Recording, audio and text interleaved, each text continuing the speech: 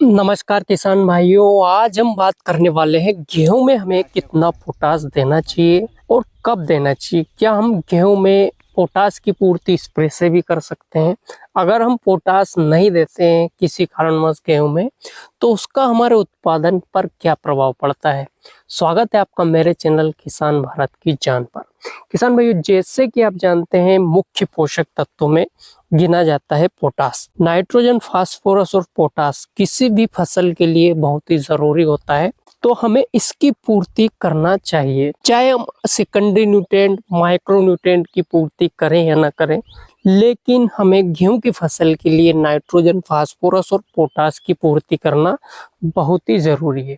अगर हम पोटास की पूर्ति नहीं करते हैं तो इसके हमारे गेहूं पे क्या क्या प्रभाव देखने को मिलते हैं। तो अगर आपने आपके गेहूं में पोटास नहीं डाला है, तो किसान भाइयों, आपकी गेहूं की जो प्रतिरोधक क्षमता है रोगों से लड़ने की, वो कम हो जाएगी।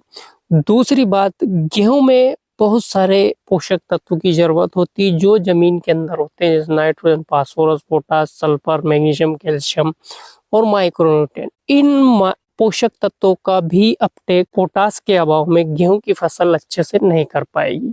और आपने अगर पोटास की पूर्ति नहीं की तो आपके गेहूं की जो क्वालिटी है उसमें चमक है अच्छे से नहीं बनेगा, साथ ही साथ उसके दाने में वजन कम रहेगा। कभी कभी आपने देखा होगा कि डीएपी देने के बाद, फास्फोरस, नाइट्रोजन देने के बाद भी आपके गेहूं में झिरझिरापन रहता है, गेहूं पतले सिकड़े हुए नजर आते हैं, तो वो पोटास के कारण ही आपको नजर आते हैं। इसलिए हमें पोटास की पूर्ति करना चाहिए।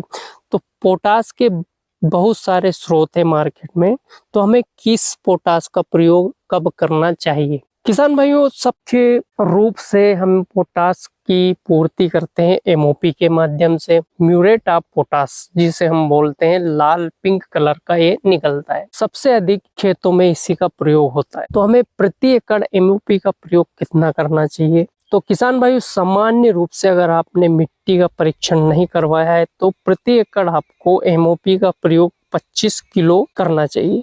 लेकिन साथ ही साथ आपको ध्यान रखना चाहिए कि क्या आपने बोते समय डीएपी, एनपीके, 12-32-16, 20-20-0-13 और एसएसपी, टीएसपी आदि खाद का प्रयोग किया है, तो जो मात्रा इन खादों में होगी उतनी मात्रा हमें 25 किलो से कम करके एमओपी का प्रयोग करना चाहिए। एमओपी का प्रयोग हमें सामान्य रूप से मतलब बेसल डोज में ही करना चाहिए, क्योंकि बेसल डोज में मुख्य पोषक तत्व की पूर्ति करना जरूरी होता है। एमओपी और फास्फोरस के बारे में कहा जाता है कि ये जमीन में जहाँ पड़ जाते हैं वहीं पड़े रहते हैं, ज्यादा इनकी मोबिलिटी जमीन के अंदर नहीं है, इसलिए हमें जड़ के पास इनको डालना होता है। अगर हम अच्छे से अच्छा उत्पादन चाहते हैं तो इनका प्रयोग हमें बेसल डोज में करना चाहिए।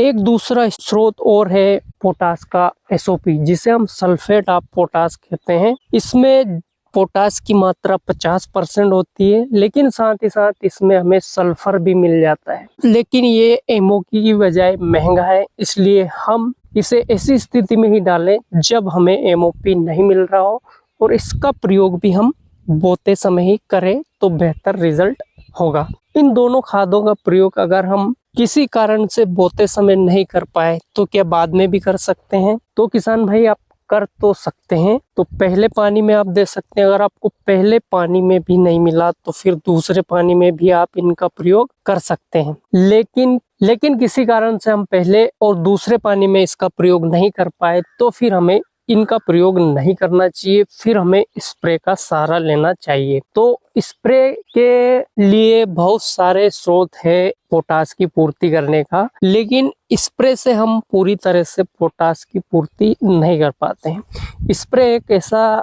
स्रोत है जिसका हम कभी कभी ऐसी परिस्थिति आती है जब हम एमओपी या एसओपी नहीं डाल पाते हैं तो हम स्प्रे का सहारा ले सकते हैं। स्प्रे के लिए आप 19-19-19 का प्रयोग कर सकते हैं। स्प्रे के लिए आप 0-52-34 का स्प्रे कर सकते हैं। स्प्रे के लिए आप 00-50 का स्प्रे कर सकते हैं। लेकिन आपको एक स्प्रे में पोटास की पूर्ति नहीं हो पाएगी, क्योंकि पत्तियों की जो क्षमता है पोषक तत्वों को ग्रहण करने की वो काफी सीमित होती है। इसके लिए आपको कम से कम 3 स्प्रे करना रहेगा।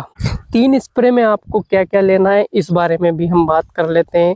तो पहला स्प्रे जब आपके गेहूं की फसल 15 से 20 दिन की हो जाए उस समय आप 19-19-19 का स्प्रे कर सकते हैं, 4 से 5 ग्राम प्रति लीटर पानी के हिसाब से। जब आपकी गेहूं की फसल 60 दिन की हो जाए, 60 से 65 दिन की, उस समय आप 0-32-34 का स्प्रे कर सकते हैं। इसमें 34% पोटाश की मात्रा होती है। इसकी मात्रा आप 5 ग्राम प्रति लीटर पानी के हिसाब से ले सकते हैं। और जब आप गेहूं में बाली निकल आए तो बाली में जब दाना बनने लगे उस समय आप 0-0-50 का स्प्रे कर सकते हैं।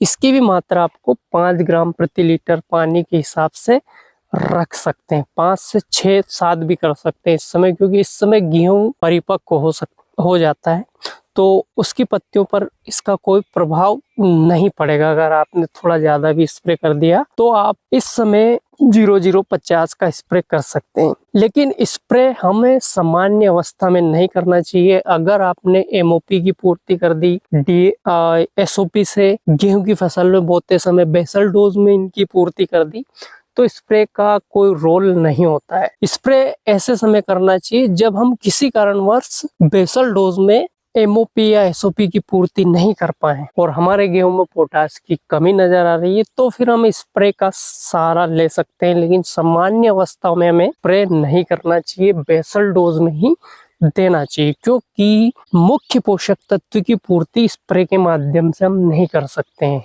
इसकी पूर्ति के लिए हमें जड़ का ही सहारा लेना पड़ेगा और जड़ के माध्यम से ही पूर्ति करनी पड़ेगी। तो किसान भाई, वीडियो कैसा लगा? वीडियो अच्छा लगा तो लाइक करिए, चैनल को सब्सक्राइब करना ना भूलें। धन्यवाद।